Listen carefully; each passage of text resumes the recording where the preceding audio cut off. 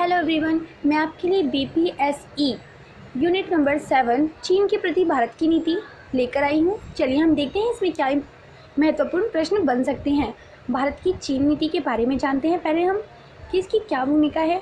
तो दोनों देश एशिया महाद्वीप में हैं, दोनों के पास विशाल भूभाग है तथा यह दो बड़ी आबादी वाले देश हैं। दोनों ही देश विश्व की बढ़ती हुई अर्थव्यवस्था हैं। संबंधों में प्राचीनता किस तरह से है, देखिए बौद्ध धर्म विश्व में सबसे ज़्यादा माने जाने वाला धर्म है। चीन में यह धर्म सबसे ज़्यादा विस्तारित है, लेकिन यह चीन में भारत से ही गया। चीन से कई लेखक इतिहासकार भारत आए और भारतीय संस्कृति के बारे में लिखा उन्होंने। भारत का समर्थन देखिए 1949 में चीन साम्यवादी क्रांति हुई। भारत ने इसे तुरंत मान्यता दी तथा चीन के साथ कूटनीतिक संबंध स्थापित किया। कई विशेषज्ञों का मानना था कि चीन के साथ संबंध बनाते हुए भारत को सतर्क रहना चाहिए। और उसके बाद भी पंचशील समझौता हुआ। 1954 में चीन के प्रधानमंत्री चाउ इन लाई भारत आए और उन्होंने पंचशील के सिद्धांतों में अपनी आस्था प्रकट की। दोनों देशों के बीच शांतिपूर्ण सह अस्तित्व के 5 सिद्धांतों अर्थात पंचशील सहमति बनी तथा हस्ताक्षर हुए। पंचशील के 5 सिद्धांत इस प्रकार थे। पहला, प्रत्येक राष्ट्र दूसरे राष्ट्रों की प्रभुसत्ता और सम्मान करेगा। दूसरा, कोई भी राष्ट्र किसी भी प्रकार का आक्रमण नहीं करेगा। थर्ड, कोई भी देश किसी दूसरे देश के आंतरिक कार्यों में हस्तक्षेप नहीं करेगा। परस्पर सह अस्तित्व और आदर की भावना रहेगी, समानता रहेगी। ठीक। पंचशील समझौते पर जवाहरलाल नेहरू और जेहोई इनलाई ने हस्ताक्षर किए। भारत चीन संबंधों में तनाव, तिब्बत का मुद्दा।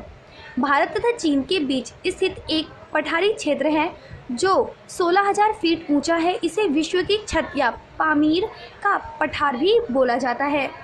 यह दोनों राष्ट्रों के बीच बफर क्षेत्र का कार्य करता है।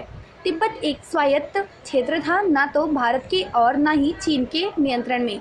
चीन ने नेहरू जी को आश्वासन दिया कि तिब्बत स्वायत्त क्षेत्र रहेगा तथा चीन की केंद्रीय सरकार तिब्बत के कामकाज में हस्तक्षेप नहीं करेगी। चीन धीरे धीरे तिब्बत की संस्कृति को कुचलने और उसकी स्वतंत्रता भी वास्तविक नहीं रहने दी उसने।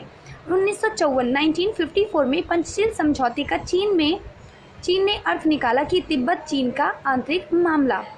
1958 के तिब्बत की जनता ने चीन के आधिपत्य के विरुद्ध विद्रोह किया, जिसे चीन की सेनाओं ने दबा दिया। तिब्बत के धार्मिक नेता दलाई लामा ने 1959 में भारत से राजनीतिक शरण मांगी। भारत ने उसको शरण दी तथा जो तिब्बती नागरिक आए थे उन्हें हिमाचल प्रदेश में धर्मशाला में बसाया। दलाई लामा को भारत में शरण देने को चीन ने नकारात्मक नज़रिए से देखा और भारत पर यह इल्ज़ाम लगाया कि भारत चीन के आंतरिक मामले में हस्तक्षेप कर रहा है। सीमा विवाद किस प्रकार से है, देखिए 1962 में चीन ने भारत के लद्दाख और अरुणाचल प्रदेश पर आक्रमण किया। इस आक्रमण के द्वारा चीन ने अक्साई चीन तथा नेफा यानी नॉर्थ ईस्ट फ्रंटायर एजेंसी के अधिकतर हिस्सों पर आक्रमण किया। वर्तमान में चीन ने तिब्बत तथा अरुणाचल प्रदेश में रेलवे लाइन बिछा दी है। हिमालय में काफ़ी ऊपर तक सड़क निर्माण कर लिया है। बेस कैंप तक चीन अरुणाचल प्रदेश में लगातार हस्तक्षेप करता रहता है। यहाँ तक कि चीन अपनी सरकारी वेबसाइट पर अरुणाचल प्रदेश को अपना क्षेत्र बताया है। उत्तराखंड तथा जम्मू तथा कश्मीर की सीमा पर चीन हस्तक्षेप करता रहता है।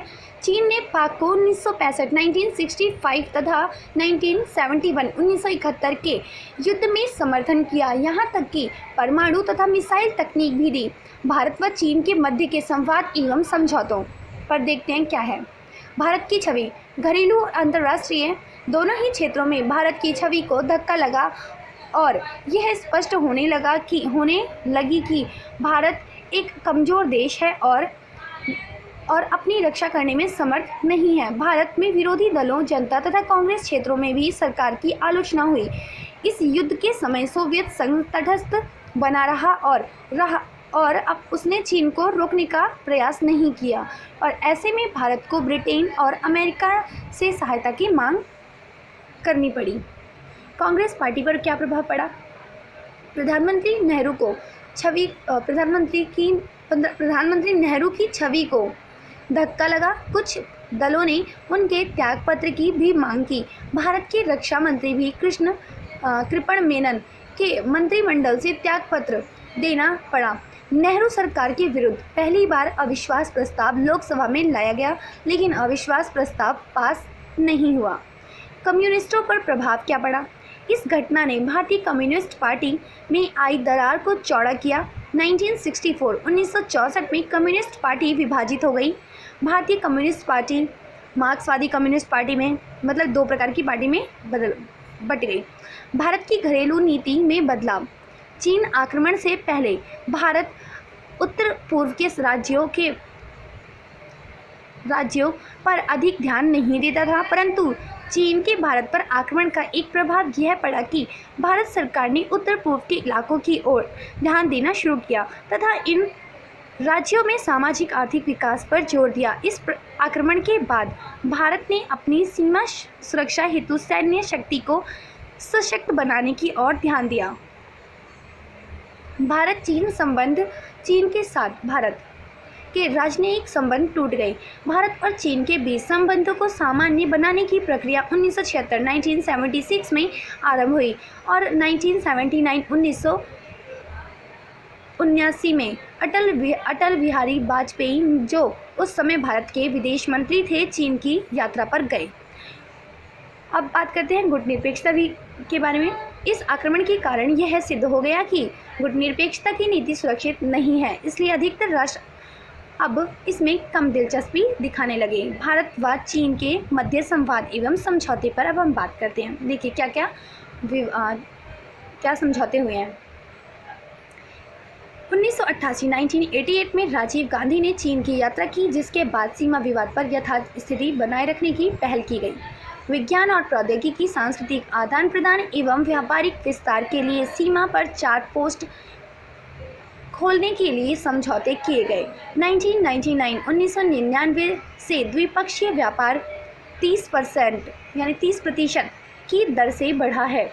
इस समय दोनों देशों के बीच $18 अरब से अधिक का कारोबार होता है। विश्व व्यापार संगठन जैसे अन्य आर्थिक संगठनों के मामले में दोनों की नीतियां एक जैसी हैं। 2006 में चीन और भारत के मध्य संबंधों को सुधारने के लिए नाथुला दर्रा, जो 44 वर्षों से बंद था, उसे व्यापार के लिए खोल दिया गया। यह एक ऐतिहासिक शुरुआत थी। भारत और चीन विवाद। नवीन घटनाएं क्या हैं?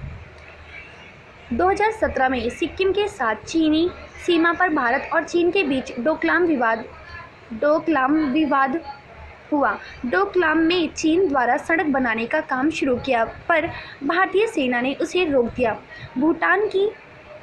भूटान की सुरक्षा की जिम्मेदारी भारत की है, उसके चलते भारत ने यह कदम उठाया। 2020 में लद्दाख की गलवान घाटी को लेकर विवाद हुआ, जिसमें भारत के 20 जवान शहीद हो गए।